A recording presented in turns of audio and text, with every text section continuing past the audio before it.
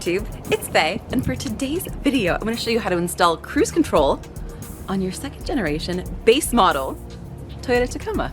Tools that you're going to need to do this job: a 10mm socket on a ratchet just to disconnect your battery, a T30 Torx, and I have this on a small handle ratchet, a screwdriver, but this is only because of the fastener that I chose. I did not purchase a kit, so I just picked some fasteners out of my Toyota bolt bin, and these are just screws. Actually, the ones that I chose were about 9mm long, and this is a fine thread. And this is just an example of some of the screws. You can, you could get one with, like, say an 8mm head like this, but the ones that I chose that were perfect and had a nice little washer associated with them, which is not this one, this is just an example, they just had a little Phillips head. So that's this. You may switch that out depending. And then a little 90-degree pick or a pocket screwdriver. One of these, you don't need both. All right, that's literally all you need.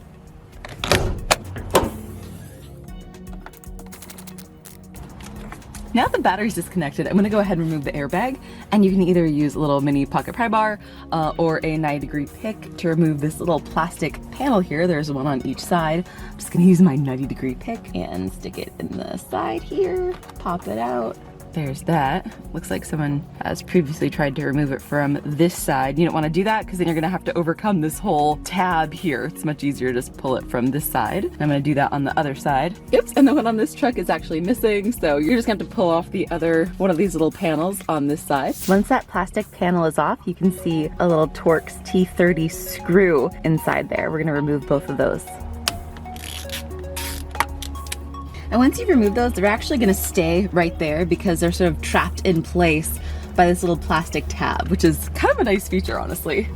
You can just go ahead and like lift them up and out too, just like sort of push them out of the way.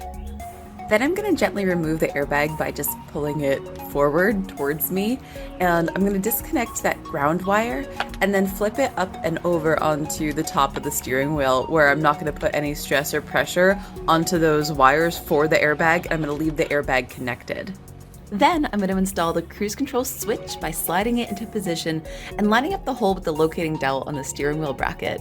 Then I will thread in my screws by hand before the final tighten, which is obviously a very, very small amount of torque. You don't want to make those too tight at all because it's plastic and aluminum, so. And now to wire it in. So this end here is our harness for the cruise control. And then this whole portion is basically just the ground wire. So it's going to be replacing this portion. So I'm going to go ahead and plug this end in there. Okay, and now it's all wired in.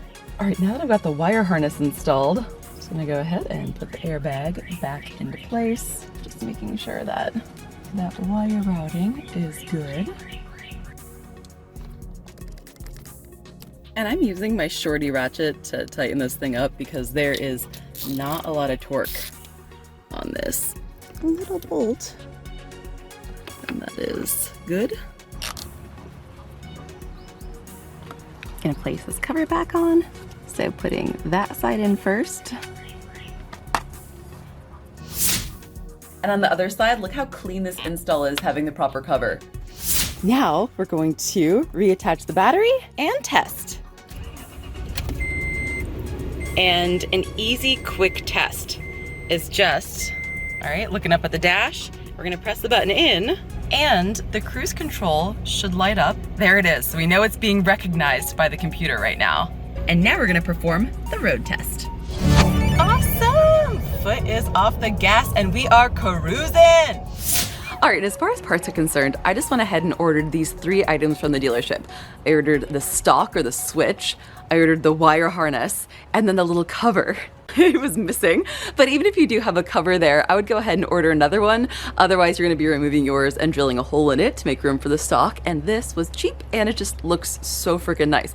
Now, keep in mind that you don't have to order these parts from the dealership. There are several aftermarket kits available. However, I feel like they don't look as nice. Like, they're kind of cheap. You can tell. Nothing against those aftermarket kits or anything. I've personally never installed them. I think this is the way to go because it also like adds a ton of value to the truck. Like, if the customer went to go ahead and resell the truck, someone looking at that would never be able to tell that the truck didn't come with cruise control. Like, it just looks OEM and perfect, and I think it increases the value of the truck way more than the $200 that these parts cost. So that's what I would do. But anyway, this works on most second-gen Tacomas, not all. There are several out there that just it will not work on because they don't come pre-wired, but most of them do. And this makes sense, right? Because from a manufacturing standpoint, you're only going to really want to produce like one wire harness for every single, you don't want to like create different wire harnesses and then have different install procedures for like every different level of Tacoma, right? So most of them are going to come pre-wired for this. And to be honest, I wasn't 100% sure if it was actually going to work on this truck because this is the most base model truck I've ever